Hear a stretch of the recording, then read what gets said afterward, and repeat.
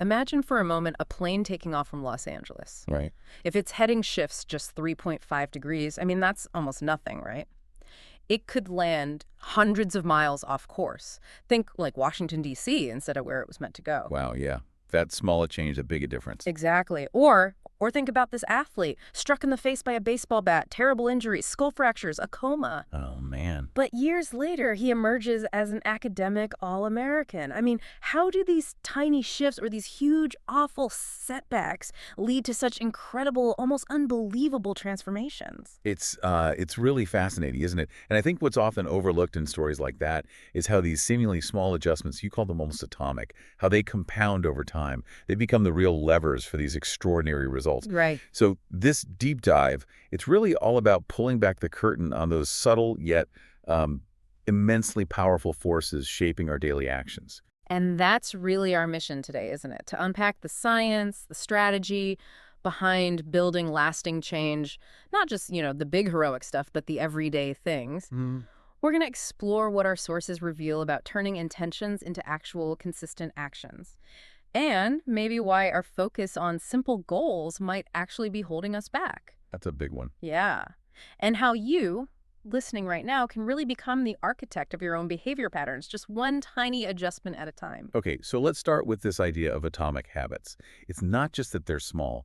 It's more about their irreducible nature, like the single fundamental unit of a larger system. The building block. Exactly, the building block.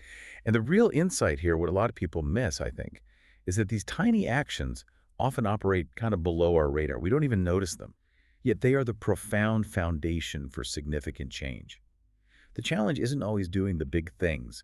It's seeing the power in the almost invisible stuff. And a really powerful way to grasp this isn't just theory, right? It's through the author's own story, his own incredible lived experience. Yeah, his backstory is something else. It really is. It starts on the final day of his sophomore year in high school. He gets hit square in the face by a baseball bat, catastrophically. The impact, it crushed his nose, caused multiple skull fractures, shattered both eye sockets, and sent him into a coma. It sounds just awful, a truly profound setback. And his parents, they even returned to the same hospital where his sister had been treated for leukemia years before. Talk about emotional weight. Right. And while he was in the coma, he dreamt of baseball. The sport had been this huge part of his life since he was 4. He had pro aspirations. His dad played in the minors. So it was deeply ingrained. Totally.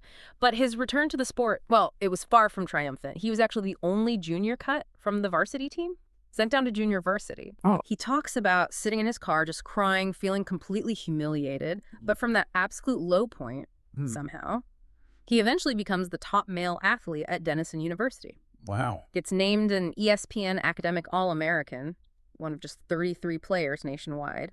And he even won the university's highest academic honor, the President's Medal. So, okay, what's the connection here? How does that Well, from that deep personal challenge, right? Navigating the physical and the emotional recovery, he becomes an expert on habits. Okay. He started writing about his own experiments, feeling like, an imposter, just learning alongside his readers initially. Yeah, I could see that. But his insights really resonated. He ends up with hundreds of thousands of email subscribers, gets a book deal, articles in Time, Forbes, all the big ones, and eventually founds the Habits Academy. So his personal journey itself is this powerful illustration of how that slow, consistent aggregation of marginal gains can lead to these extraordinary results, even after a massive setback. That's a perfect segue. Let's talk about that concept, the aggregation of marginal gains. It's illustrated so well by the turnaround of the British cycling team. Oh, yeah, that story is amazing. For nearly a century, professional cyclists in Great Britain were, well, let's just say pretty unremarkable. Mediocre, really. Understatement, probably. Yeah. One top bike manufacturer even refused to sell them bikes because they were afraid it would hurt their brand. Can you imagine? That's brutal. But then, in 2003, they bring in Dave Brailsford as their new performance director. Right.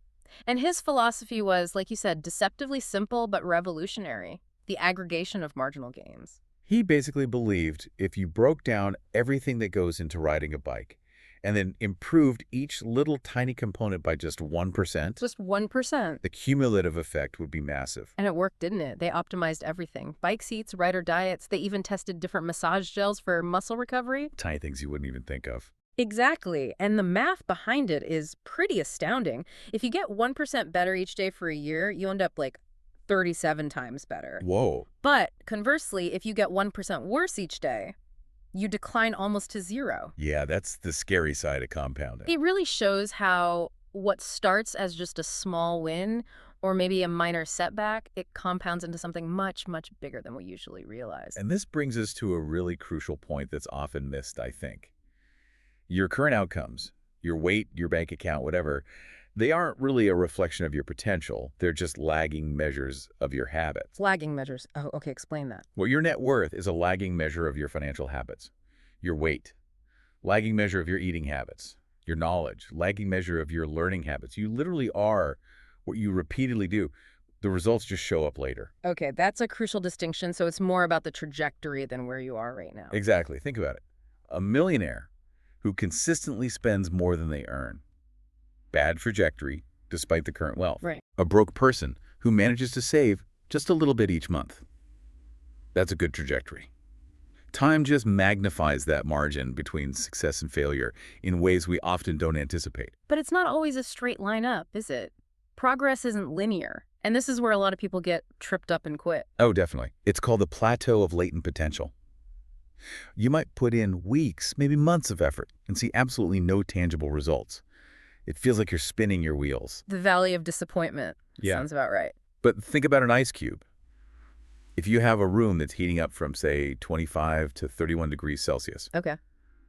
you see absolutely no visible change in the ice cube, right? It just sits there, stubbornly solid.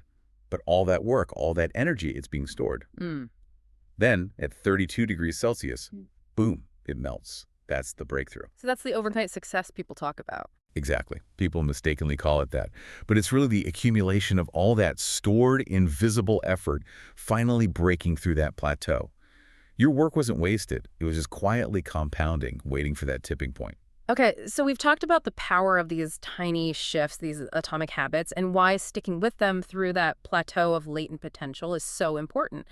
But what often trips us up, even if we understand this, is our focus on goals. Ah, yes. Goals. Our sources suggest this logical approach might actually be holding us back. It's a really vital reframe. If you think about it, there are maybe 3 key problems with a goals-first mentality. Okay. First, and this one's kind of surprising, Yeah. winners and losers often have the same goals. Yeah. Think about the Olympics. Every athlete wants the gold medal, right? Sure. But only one gets it. The goal itself doesn't differentiate success. What differentiates is the system that helps one athlete achieve that goal consistently, day in, day out. Okay, so the system beats the goal. What's the second problem? Achieving a goal is really only a momentary change. It's fleeting. Think about a messy room. Okay, I can picture that, Yes. unfortunately. Right. You clean it, it feels great, it's tidy for now. But if you don't change the underlying system, the sloppy habits that caused the mess in the first place, you'll soon be staring at a new pile of clutter. In there. We tend to focus on the results, the outcome, but what we really need to change are the inputs, the process. Fix the system, and the outputs tend to fix themselves over time. That makes sense. Fix the cause, not just the symptom. What about the third problem? This was about happiness, actually. Mm. Goals can implicitly restrict your happiness. The common assumption is often, once I reach my goal, then I'll finally be happy. Yeah, we put happiness on hold. Exactly. You're deferring it until the next milestone.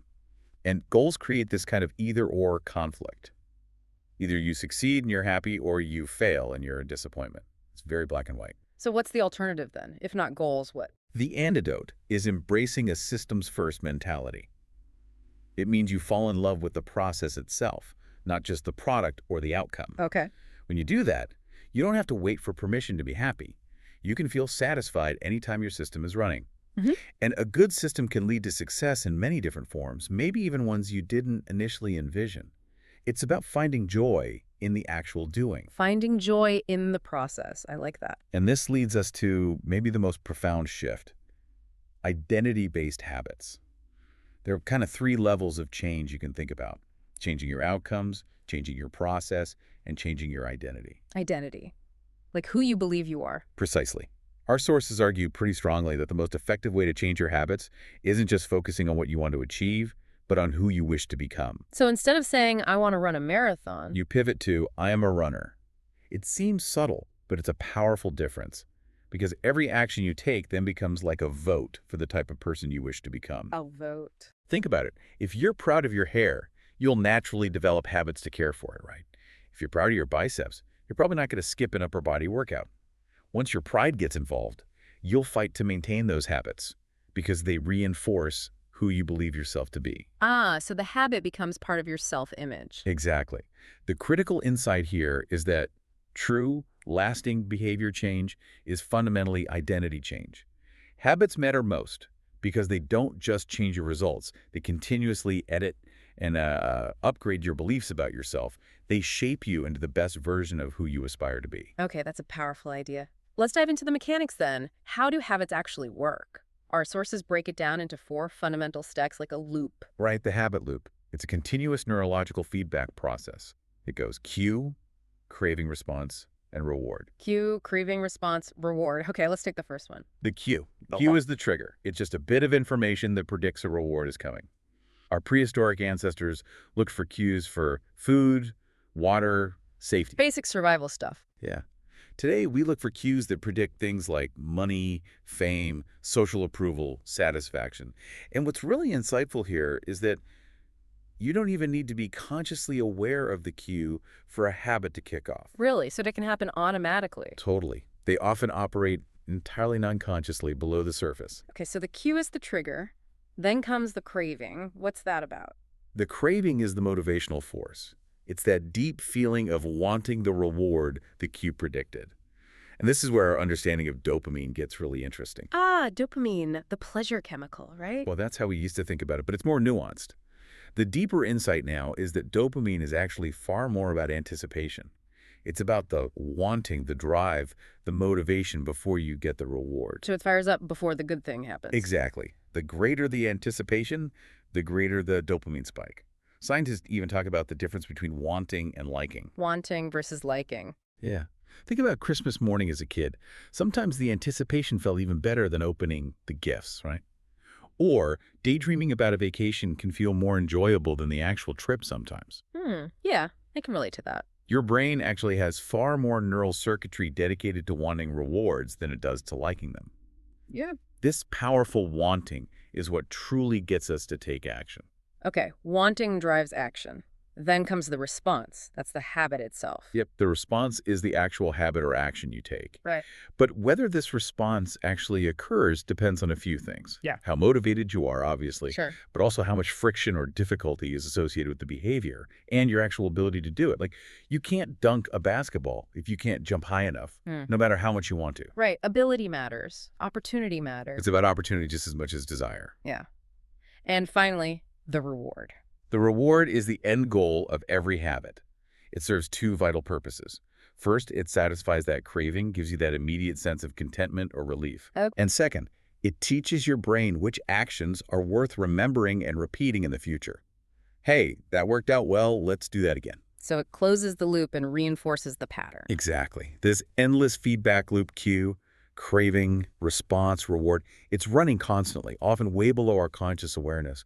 It creates these automatic behaviors and frees up our mental energy for other things. It's how our brains become so efficient, really.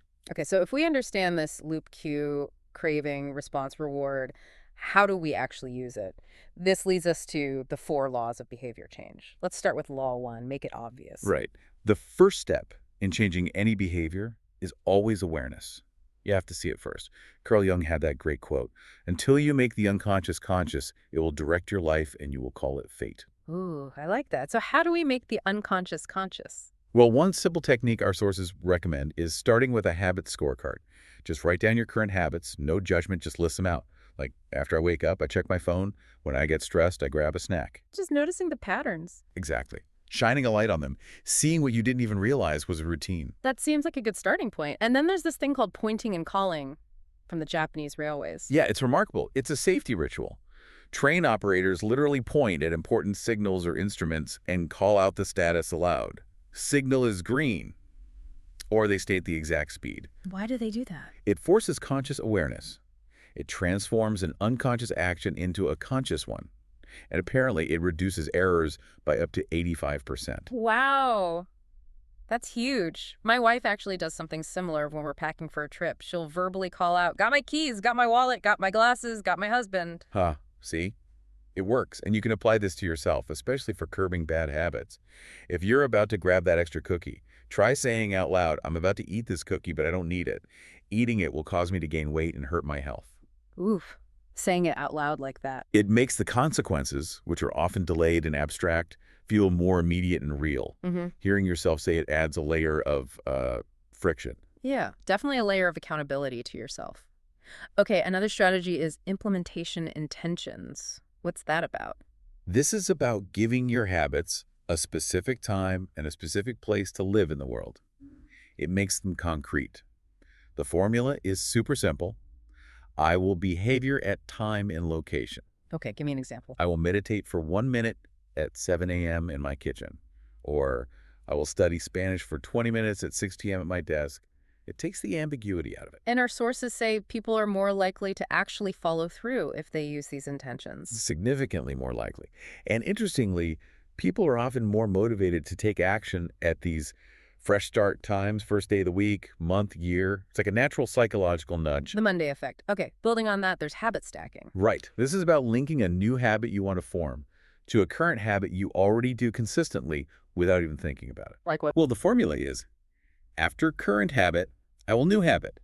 So maybe after I pour my morning coffee, I will say one thing I'm grateful for. Or after I take off my work shoes, I will immediately change into my workout clothes. Ah, so you're piggybacking the new habit onto an existing one. That's clever. Exactly. It cleverly leverages something called the Diderot effect. The Diderot effect. Yes. Sounds fancy.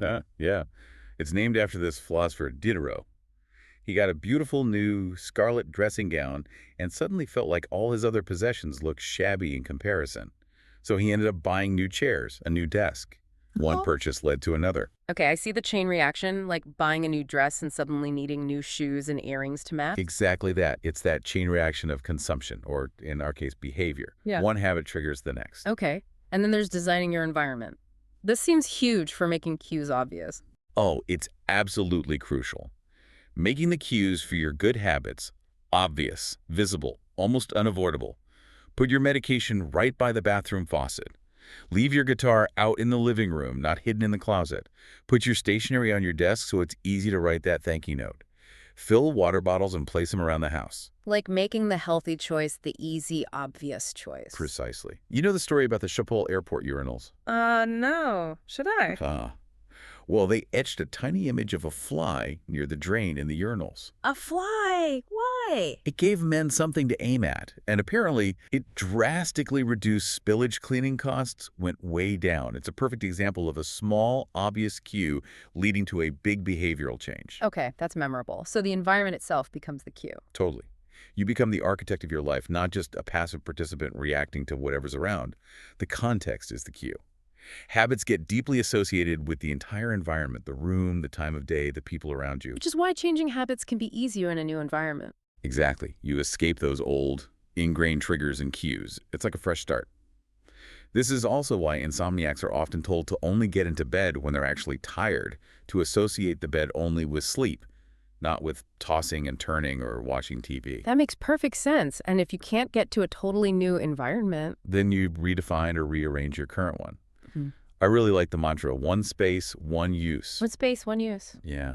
The author talks about how he used to work from his couch or the kitchen table, and it made it really hard to switch off from work mode. I can relate. When he finally got a separate office, work happened in here, and personal life happened out there. That clear boundary made it much easier to relax. When you mix contexts like your couches for work and relaxation, you inevitably mix the habits, and usually the easier, less desirable one wins out. Right. Watching TV usually beats doing work emails on the couch. Almost always. Okay, that covers making it obvious. Let's move to law 2. Make it attractive. How do we make habits appealing? Well, a huge driver here is our social nature. Humans are fundamentally herd animals. We have this deep, deep desire to fit in, to bond, to earn the respect and approval of our peers. The need to belong. Exactly. And this exerts a powerful, often subconscious influence on our habits. We tend to imitate the habits of 3 specific groups: the close, the many, and the powerful. Okay, break those down. The close. That's your family, your friends, the people you spend the most time with. Their habits rub off on you, good and bad. It's why you might start smoking if your friends smoke, or why you might adopt the eating habits of your partner. Okay, the many. That's the majority, the prevailing culture or group norm. It's why we reflexively check online reviews before buying something. We trust the wisdom of the crowd. There's even research showing chimpanzees in a new group might adopt a less effective nut-cracking method just to blend in with a majority. Wow, fitting in is that powerful. And the powerful. These are people with status, prestige, success. We mimic their behaviors because we believe it might bring us similar results. We copy successful people's marketing strategies, their workout routines, their recipes, their communication styles. We're intuitively drawn to behaviors that seem to earn respect and approval within our tribes. So our social environment profoundly shapes what we find attractive. Immensely. And we can actually harness this pull with a strategy called temptation bundling. Temptation bundling. Yeah. Sounds intriguing. Yeah, it's about making habits more attractive by linking an action you want to do with an action you need to do. The classic example is from Ronan Byrne, an engineering student in Ireland. Okay. He hacked a stationary bike and connected it to his laptop and TV. Netflix would only play if he was cycling at a certain minimum speed. Ah, no way. Yep. If he slowed down too much, Netflix paused. He was, in his own words, eliminating obesity one Netflix binge at a time. That is brilliant. So what's the underlying principle there? It's creating immediate gratification, or at least immediate access to something desirable, for a behavior that usually has a delayed reward, like exercise. The basic strategy is, after habit I need, I will habit I want. Okay, give me another example. Sure. Maybe after I clear my email inbox need, I will check Instagram want. Yeah. Or after I call 3 potential clients need, I will watch 15 minutes of sports highlights want. You're using a strong existing desire to pull you through a less appealing but necessary task. Got it. Leveraging the want. Now, sometimes our cravings aren't even for normal things, right? Our sources talk about supernormal stimuli. Oh, yeah. These are essentially exaggerated versions of things that are naturally attractive to us. They hijack our reward pathways. Think about junk food engineered with levels of salt, sugar, and fat far beyond anything found in nature. Or social media likes. Exactly. The endless scroll, the little red notifications, they provide constant variable rewards that are highly stimulating. Online porn is another example. These things are designed to be far more potent than their real-life counterparts, often overriding our natural instincts and driving excessive, often unhelpful habits. So how do you flip this? How do you make bad habits unattractive? You basically reframe the cues. Our sources highlight Alan Carr's method for helping smokers quit. He doesn't just tell them smoking is bad, he systematically reframes every single cue associated with smoking, giving it a new, unappealing meaning. How does that work?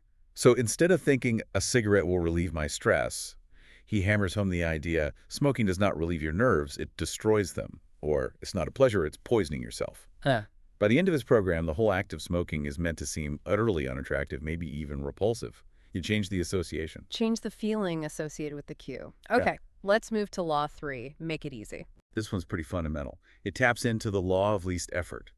Humans, by default, naturally gravitate toward the option that requires the least amount of work or energy. It's just efficient programming. Like water flowing downhill. Exactly. Jared Diamond's work on the spread of agriculture shows this beautifully. Farming spread much faster across continents along east-west axes, like Eurasia, than north-south axes, like the Americas or Africa. Why is that? Because locations along the same latitude generally share similar climates, day lengths, seasons. Crops and animals adapted for one area could spread easily east or west with less adaptation needed. Going north or south meant significant climate changes, requiring more effort, more adaptation. We follow the path of least resistance. So that's why doing just one push-up a day is more likely to stick than aiming for 100 right away. Precisely. The less energy a habit requires, the more likely it is to occur. So the strategy is to deliberately reduce friction for the habits you want to build. Make it easier to do the right thing. Yeah, you're simply more likely to go to the gym if it's literally on your way to work rather than miles out of your way. Less friction. And you can remove friction too, right? Like addition by subtraction. Exactly. Japanese companies famously streamline their manufacturing processes by relentlessly removing wasted steps and effort. Successful products often do this inherently. Meal delivery services reduce the friction of grocery shopping and cooking. Dating apps reduce the friction of meeting people.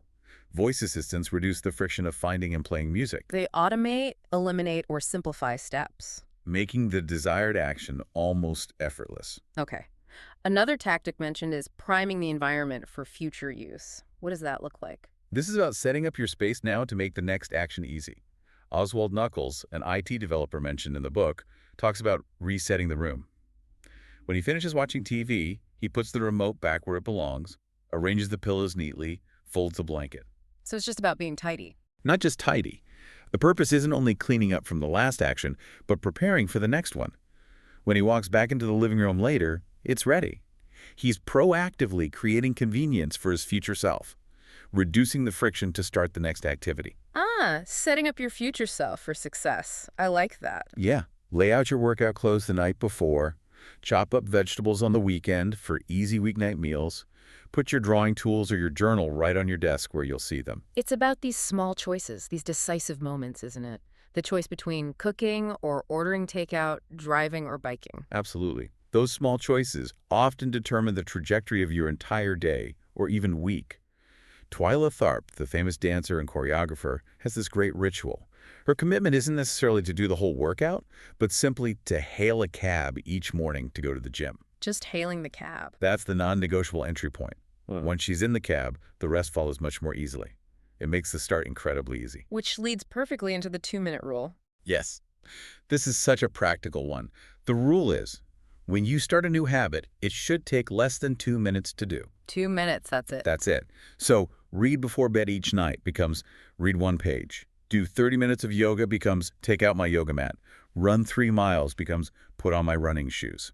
So the goal isn't the ultimate habit right away. Not at all. The real genius here isn't about achieving your end goal in 2 minutes. It's about ritualizing the beginning of the process, making it so ridiculously easy to start that you can't say no. Momentum builds naturally from there. It allows for deeper focus later because the starting hurdle is gone. And if it feels forced after 2 minutes? Then just stop. Do your 2 minutes and walk away. The key is consistent showing up. Master the art of showing up first. Okay, so inverting this for bad habits. Make it difficult. Right. Increase the friction. This often involves using what are called commitment devices. These are choices you make in the present that lock in better behavior in the future, basically binding yourself to good habits before temptation strikes. Like Odysseus tying himself to the mast. Kind of. Victor Hugo, the author, famously struggled with procrastination. To meet the deadline for The Hunchback of Notre Dame, he reportedly had his assistant lock away all his clothes except a large shawl. Seriously? Yeah. With no suitable clothes to go outside, he was basically chained to his desk and forced to write.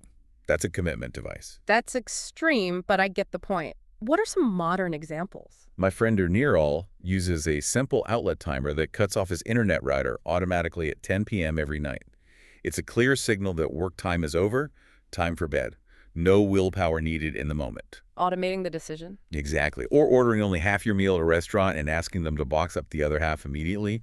You made the choice before you're tempted to overeat. It's about making the wrong choice harder, sometimes almost impossible. And you can automate bad habits out too, right? Definitely. The author mentions having his assistant reset his social media passwords every Monday morning and logging him out on all devices. So he couldn't just mindlessly check. Right. He worked distraction-free all week. He only got the new passwords back on Friday. This made his bad habit practically impossible during his prime working hours. And interestingly, he found that by Friday, he didn't even feel the need to check nearly as often. The friction broke the cycle. Increasing friction. Makes sense. Okay, finally, law 4. Make it satisfying. This might be the most important one. It's the cardinal rule of behavior change. What is immediately rewarded is repeated. What is immediately punished is avoided. Simple, but powerful.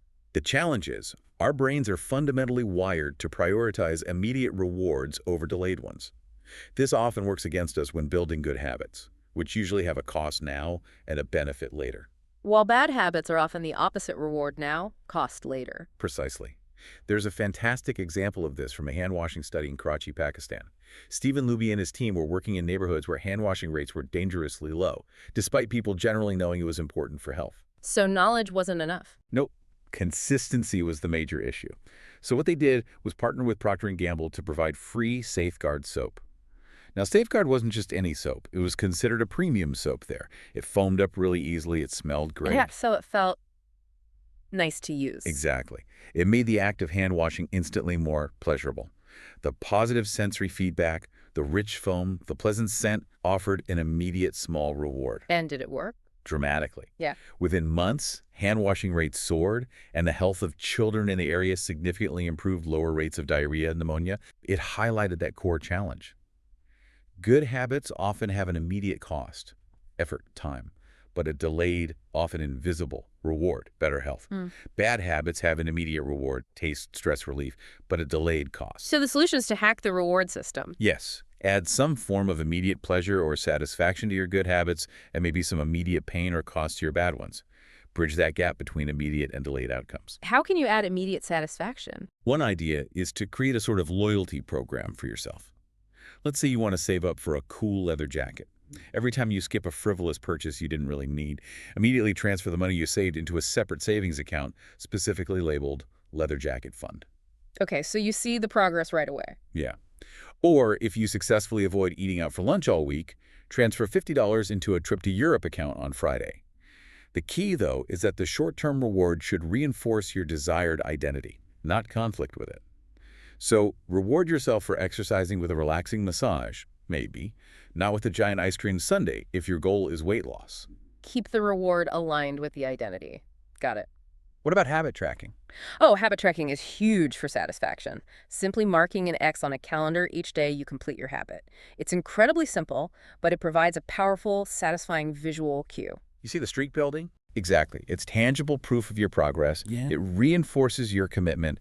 It feels good to not break the chain. It provides that little hit of satisfaction and reinforces your identity as someone who, say, meditates daily or doesn't miss workouts. But what happens when you do break the chain? Because life happens, right? Absolutely. Perfection isn't the goal, and streaks will inevitably break. The key is the never miss twice rule. Never miss twice. Yeah. Missing one day is an accident. Missing 2 days is the start of a new negative habit. The most important thing is not achieving perfection, but getting back on track as quickly as possible. Don't let one slick-up derail you completely. So even if you only have 5 minutes, still go to the gym. Yes. Showing up, even for a short time, even if you don't do your full routine, reaffirms your identity as the person who doesn't miss workouts. It breaks that potential chain of inaction before it starts. Showing up matters more than the intensity sometimes. And make sure you're measuring the right things too, right? Yeah. Especially if the main outcome is slow to appear. Definitely. For weight loss, for example, the scale can be really stubborn sometimes. So focus on non-scale victories. Do your clothes fit better? Do you have more energy? Is your skin clearer?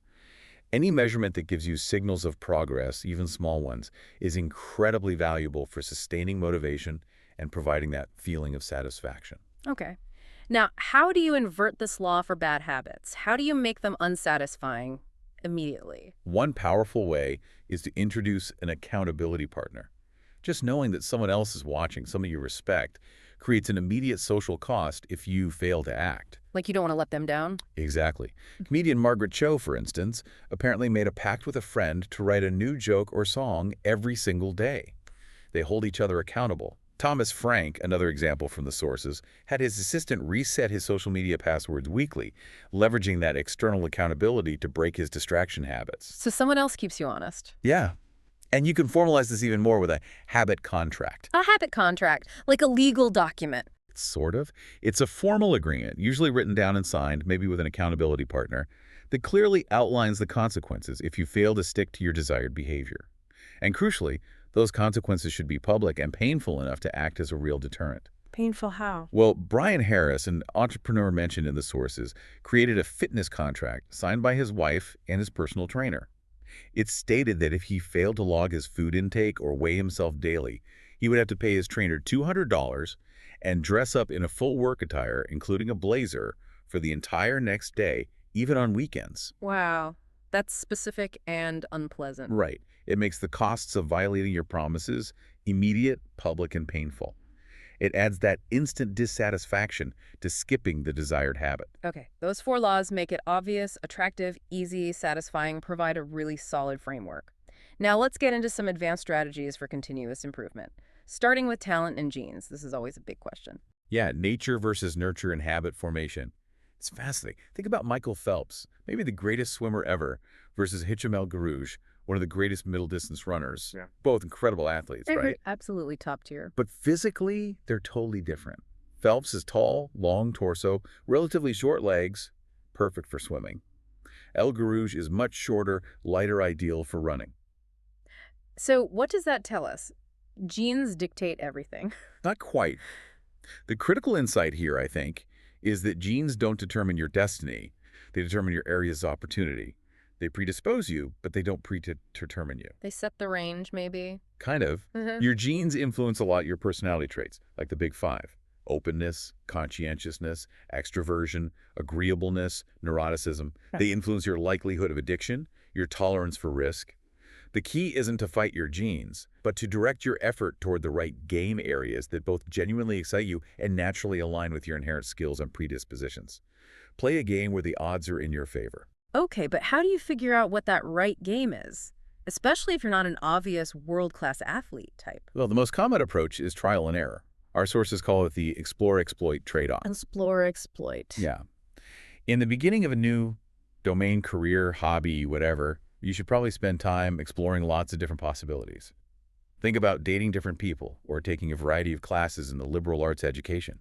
Cast a wide net. Okay, the exploration phase. Right. Then, after that initial period of exploration, once you have a better sense of what works for you, what you're good at, what you enjoy, you shift your focus to exploiting the best solution you found. Yeah. You double down on what works. But what if you explore and you just don't find a game where the odds seem naturally in your favor? Well, the really deep insight here is, if you can't find a game where the odds are stacked for you, create one. Create your own game. By combining your skills in a unique way. The author gives his own example. In college, he didn't feel he could be the absolute best in physics or chemistry or biology alone, so he designed his own major biomechanics, combining elements of all of them, plus anatomy. Creating a niche. Exactly. By combining diverse skills, he effectively reduced the competition. He found a unique intersection that perfectly suited his individual strengths and interests. Specialization, maybe counterintuitively, can be a powerful way to overcome a perceived lack of obvious genetic advantage in one single area. That's a really profound thought. So genes don't eliminate the need for hard work. Not at all. They just clarify what to work hard on, where your effort is likely to yield the greatest return and feel most natural. Okay. Now let's talk about staying motivated long term, the Goldilocks rule. Right. Staying motivated, especially once a habit is established but maybe isn't novel anymore. Steve Martin's story is a great illustration here. The comedian? Yeah. People think of him as this overnight success, but he spent something like 15 years honing his craft in small clubs before he broke big. 15 years. And the way he did it was gradual. He would slowly expand his routine, always adding new, untested material, pushing his boundaries. But he carefully kept a few guaranteed laughs in the act, too. That way, he kept challenging himself, but also ensured he got enough positive feedback to maintain his confidence and keep the audience engaged. It was a balance. Not too easy, not too hard. Exactly. Yeah. That's the essence of the Goldilocks rule. Humans experience peak motivation when we're working on tasks that are right on the edge of our current abilities, just manageable difficulty. Like playing tennis? Perfect analogy. If you play tennis against a 4-year-old, it's too easy. Yeah. You get bored immediately. If you play against Roger Federer... Forget about it, demotivating. Right. Too hard, you lose interest because there's no hope. But if you play against someone who's roughly your equal, where you have a decent chance of winning, but only if you really try hard, that's when you're fully invested, focused, motivated. That's the sweet spot. So improvement requires this delicate balance, constantly finding challenges that push you right to your edge, but also making enough progress along the way to maintain that crucial sense of motivation and competence. Precisely. But what happens when you do hit that sweet spot? You're making progress, but the habit itself just gets boring, doing the same thing day after day. Yes. Our sources argue that boredom is perhaps the greatest villain on the quest for self-improvement. More than failure, more than lack of talent. It's boredom that trips most people up. Boredom kills consistency. It really does. There's a great quote from an elite weightlifting coach mentioned in the book. He said, the difference between the best athletes and everyone else doesn't come down to who's most motivated on a good day. It comes down to who can handle the boredom of training every day, doing the same lifts over and over and over. Wow. Handling the boredom. Yeah. It means that professionals, people who achieve mastery, they know what's important to them, and they stick to the schedule even when they don't feel motivated, inspired, or excited. Amateurs, on the other hand, tend to let their mood dictate their actions. I don't feel like it today. The difference isn't passion, maybe, but discipline when passion fades. Exactly. It's about showing up despite the inevitable feelings of monotony. To become truly excellent at almost anything, you have to, in a sense, fall in love with boredom. You have to embrace the consistent grind. That's a tough pill to swallow, but it rings true. And what's fascinating here is that there's actually a potential downside to habits becoming too automatic. Really? I thought automaticity was the goal. It is for efficiency. But if left completely unchecked, automatic habits can lead to mindless repetition. You just go through the motions. And that can actually lead to a plateau or even a gradual decline in performance over time. If you can do something good enough on autopilot, you stop actively thinking about how to do it better. Okay, so autopilot isn't always good for mastery. Right. That's where reflection and review become crucial. Habits are absolutely necessary, but they're not sufficient for reaching the highest levels of performance. You need a combination of automatic habits and periods of deliberate practice and conscious refinement. How do people implement that? Well, Pat Riley, the legendary basketball coach, had his career best effort, CBE system for the Lakers. They tracked players' performance stats in incredible detail and basically asked each player to improve by just 1% over the season. It forced constant attention and refinement. Okay. Chris Rock, the comedian, tests hundreds, maybe thousands of jokes in small, intimate comedy clubs. He meticulously tracks which lines get laughs, which ones bomb. He keeps only the absolute killer material for his big HBO specials. That's reflection and refinement. Keeping a decision journal. Yeah, executives do that. They write down important decisions, why they made them, what they expected to happen, and then review them later. It's about continuously fine-tuning your approach, staying vigilant, and not just coasting on autopilot. So you need systems for improvement, not just systems for execution. Well said. And this brings up another important point about identity and resilience. What happens when a core part of your identity changes or disappears? Like an athlete whose career ends, or a soldier returning to civilian life, or a CEO who sells their company. Their identity is often deeply wrapped up in that specific role, right? Losing it can be devastating. Exactly. The key, according to our sources, is to try and redefine your identity in a more flexible, less role-dependent way, to detach it somewhat from specific outcomes or titles. How would that work? So instead of I'm an athlete, which is tied to active competition, maybe the more resilient identity becomes something like I'm the type of person who is mentally tough and loves a physical challenge. Ah, so you focus on the underlying qualities. Yes. That way you get to keep and carry forward important aspects of your identity. The mental toughness, the love of challenge, Right. even if your specific role or context changes. You can apply those traits in new arenas. As Lao Tzu wisely said, something like, the ability to adapt and go with the flow rather than being rigid and fixed is a superpower. Flexibility and identity. I like that. Okay, finally, let's circle back to the deeper drivers of behavior itself. Why do we do what we do? Our sources really emphasize that emotions, not just pure logic, are what truly drive action. Remember the habit loop. The craving, that feeling of wanting, always precedes the response, the actual behavior. We might think we're logical, but often we're just rationalizing decisions already made by our emotional brain. We can only be rational after we have been emotional. So feelings come first. In many ways, yes. Mhm. How we feel influences how we act, and then how we act influences how we feel. It's a cycle. And this connects to satisfaction too, right? There was an equation mentioned. Ah, yes, the satisfaction equation. It's almost philosophical. Satisfaction, liking, wanting. Satisfaction equals liking minus wanting. Okay, unpack that. It suggests that if you're wanting, your desire, your craving, your anticipation consistently outpaces your liking, the actual pleasure or enjoyment you get from achieving the thing, then you'll inevitably feel unsatisfied even when you succeed. If the chase is always better than the catch, contentment is hard to find. Can you give an example? The author shares a personal one. When he first started his newsletter, reaching 1,000 total subscribers felt like a massive victory, something to celebrate wildly. Years later, when he hit 1,000 new subscribers in a single day, he felt almost nothing.